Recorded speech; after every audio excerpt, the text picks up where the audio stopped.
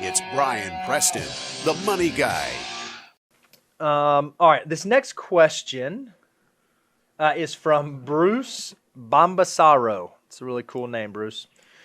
He says, hey, good morning, Brian Bo. Question on emergency fund savings.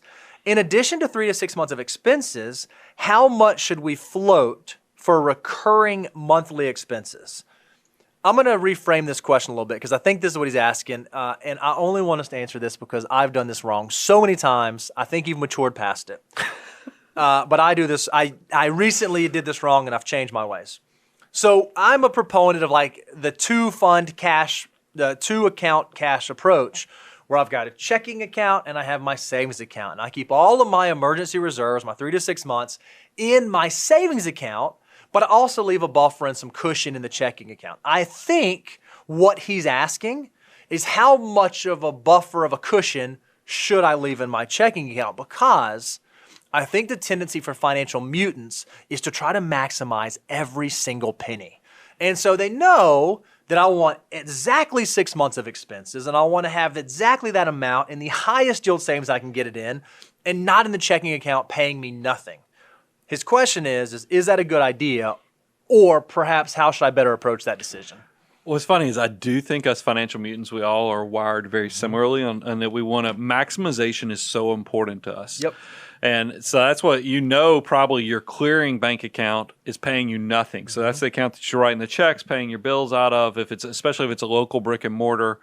They're not going to pay you anything. So you're trying to keep that thing as lean as possible to get your money, your savings over into that high yield account to maximize each dollar. So you're right. So you're trying to figure out how much float do I keep in my clearing account.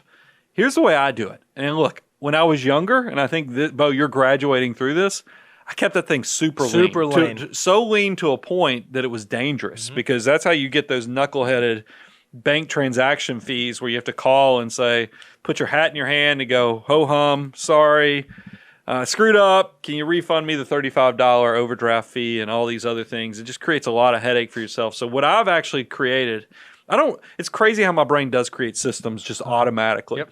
I look at my monthly expenses and I ask myself, what is the most expensive check or expense that will be drafted out of my account each month?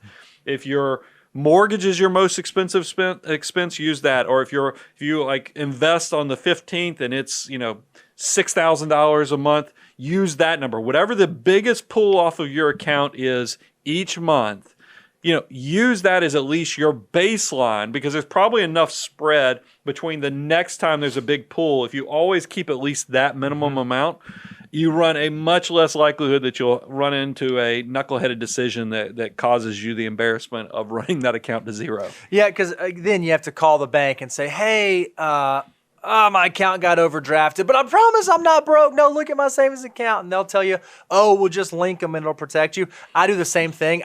For me personally, because I've screwed this up so often, I do more than just that one biggest. I do about a month of what I know my automatic withdrawal, because I know by the time that the next pay cycle hits, it'll replenish. So I know the things that come out automatically. I just leave that much in there. And then so by the do time, you leave 1 month of income in then? It's not really a month of income. It's a month of automatic withdrawals. So not including like payments that I manually make, but stuff I know like automatic savings or, 529 contribution, whatever the thing is that flows out, whatever the things that are set to happen automatically. Because then I know there's some manual stuff like writing checks and, so that kind of floats me a little bit. Well, I think because here's another thing, because just you saying that makes me think of another facet that we do need to take into account.